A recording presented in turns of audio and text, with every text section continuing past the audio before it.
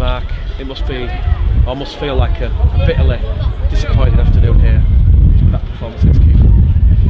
Absolutely, yeah. Bitterly disappointed.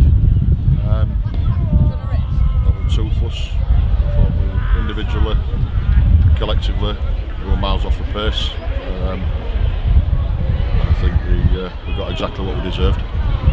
What do you put that down to fundamentally after 80 minutes? Is it a case of Keighley just wanted it more? Oh, listen, we completed at 46% in that first half, and you don't win any games like that. We didn't try to earn the right to do anything. The first set of the game, we come up with a play one error and an offload, which wasn't part of the plan, and failed to complete the first three sets, and then we repelled them defensively, systematically, and things like that. We looked all right. They were throwing some shape at us, and we looked pretty comfortable defensively. But we did that much of it. It took its toll. So later on in the first half, they come up with some. But the amount of tries they've scored off the back of our errors is it's not on. It's not acceptable. And I've just told the players in there that to a man, if anybody thinks that's acceptable, they need to come and see me next week.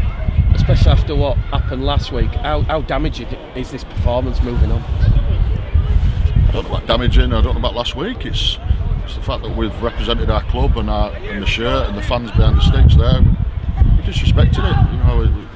We've not been willing to get into a grind and into an arm wrestle and earn the right to do things. We've looked to do things the easy way, and then when things have gone wrong, we've looked for easy solutions instead of rolling our sleeves up and being willing to work our way out of a situation. And just said to the players in there, we've prepared all week really well. We've said a lot of things all week. We understood the magnitude of the game and the derby side of the game, etc., etc. But there's a time for action, and actions speak louder than words, and I thought our actions were poor today. You mentioned the 46% completion rate in that first half, Mark. I don't think it really got much better in the second half. I think I had the error count up to 17 and 8 penalties conceded. Like you say, not acceptable. No, and when you're behind, that scoreline, then you've got to start chancing your arm and doing things that aren't on the plan and aren't part of the process. But that's all down to what we dished up in the first half. So yeah, you've got to try things. You might push a pass or things like that, but just our simple skill was way off. I thought our attitude, to working our way out of a situation was nowhere near. Keighley, of course, it was a real arm wrestle for the first 25 minutes. It was only really that sort of rabbit in a headlight period where they scored those 4 tries in I think 7 or 8 minutes, Mark. Is that what's really disappointing, that after conceding even 1 or 2 of those tries, the defence just couldn't organise itself and Keighley capitalised? But again, they're on the back of our errors, mate. You can't keep making errors against good teams in this league and think you're going to get away with it. And think you've got the right to get away with it. Play 1 errors and we're offloading the ball, and Dane Chisholm kicks along the floor, scores under the post, and it's just so easy. It's so simple. And when you have the errors that we had, any team, especially a good team like Keighley, will capitalise. And they've given us a smack right on the chin. Kieran Gill went off in the first quarter. What's up with Kieran Gill? Yeah, it's an hamstring injury, which hampered us. It's not an excuse or anything like that, but yeah, it didn't help us.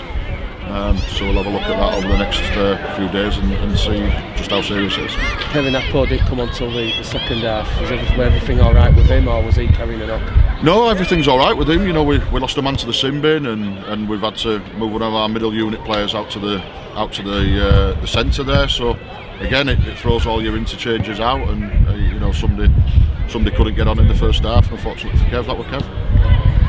The players' reaction, Mark, in the dressing room, obviously it's raw now, but do you think there's been a bit of acceptance that it's not good enough?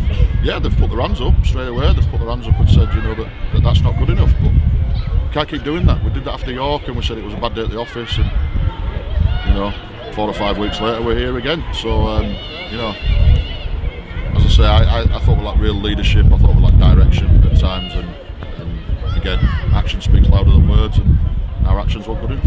with it being Keighley Bradford in front of a big crowd here and so many Bradford fans here, does that make it even more frustrating what's happened here this afternoon? I don't know about that, mate. It's frustrating that we've dished up what we've dished up. That's the main point. You know, I know it's a local derby, and yeah, it probably does to spectators, etc. I'm not looking at it that way. I'm looking at, you know, how this team prepared is not how we prepared today. What we spoke about with game plans and processes, etc., are not the ones that we've dished up today. So, you know, there's got to be some accountability. There's been some honest chats in there, and there'll be a lot more to come this week. Was there any positives to take from this afternoon? I don't think so. No, you know, some players tried the rocks off at times and probably over tried at times. And, you know, yeah, I can't pull any positives out of that just yet. You had a decision to make with the wingers, Ben Blackmore, Foggin Johnson, named in that 21-man squad. You ended up with Liam Tyndall and Lewis Roberts. Yeah, Ben Blackmore needed a little bit of training load, and we sat down as a staff through the week and said that after his injury and the lack of training load that he's had, he needed some more training. So yeah, Ben was not going to play, and we made a decision with David Foggin Johnson and the two that we had in Joe Red from Leeds. So David Foggin Johnson probably thinks he should have played today, and the lads that have come in haven't returned that. I was just going to say Brad Foster was in the squad, and I think you went with Josh Johnson over him. Yeah, that's right. Yeah, Josh has come back, and you know, he's been working really hard to get back into the team.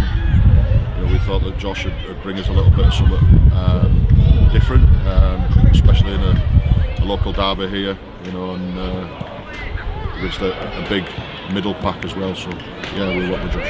Final one from me, Max. I know Simon wants to ask a couple, but what does a result like this do now? I mean, how easy is it going to be for you? You know, to treat this in isolation like the York game, or do you feel this is a pattern that's emerged? I don't think it's a pattern that's emerged. I think it's going to be looked at like everything else. You know, we'll dissect it. We'll absolutely scrutinise it, and if some people find themselves out of the team, there'll be, you know, loads of reasons why that they could call on from today. So, you know, it's about accountability. We've got to look at what we've got. It's not on the field. We've got to look how we can change things up and hold people accountable. And we've got to get back on the horse as soon as possible. Like you were saying about obviously sorting out the form at Odsal, which so far has been very good. Is it a concern the fact that you've lost your 3 away games so far? You know, that once you're out of that sort of home environment, the team don't look the same sort of force. No, it's not a concern, because the concerning thing is 2 of our worst performances of the year have been away from home. You know, they've not been tight ones. Featherstone was a close encounter, but York and this one we've been miles away from where we need to be. So it's not a concern as yet, but it's something that we need to address. I was going to say it's something you might have to look at, sort of the way you prepare for away games, as if there's, you know, something that doesn't seem to be quite right in terms of how they turn out. No, I don't think it's a prep issue. You know, as I say, prep throughout the week's been really, really good, and the boys have practiced well.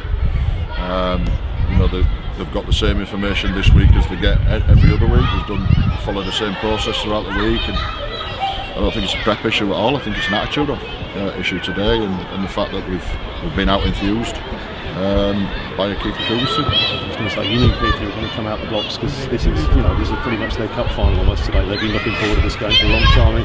Did that perhaps take some of the players a bit by surprise by the intensity of the home team? It shouldn't have done though. It shouldn't have done, because we spoke about it through the week. You know, the players are under no illusions what coming here means, and the fact that it can be hostile, and the fact that, you know, they do things slightly differently here, etc. They knew all that. They'd been given all that information. I put it down to being out enthused. You mentioned last week possibly about a new face coming in. Is there anything on that one at all? We're working hard on it. I think we've seen today that we need to shake things up. We need to make sure some people are accountable for their actions or lack of actions. Yeah, we're not going to throw the teddy out the pram. We're working on signings. We was working on them before today, and we'll keep working hard to make sure it's the right person. It's been a huge frustration, having played so well last week against Sheffield. You then saw what they did yesterday. You know, you beat a very good team playing very well, and then then you serve up a performance like this on the back of that. Yeah, and, you know, that's this league, isn't it? You know, there's no bad teams in this league, and if you're not on the money, you get your ass cracked, and I think we've just had ours done there.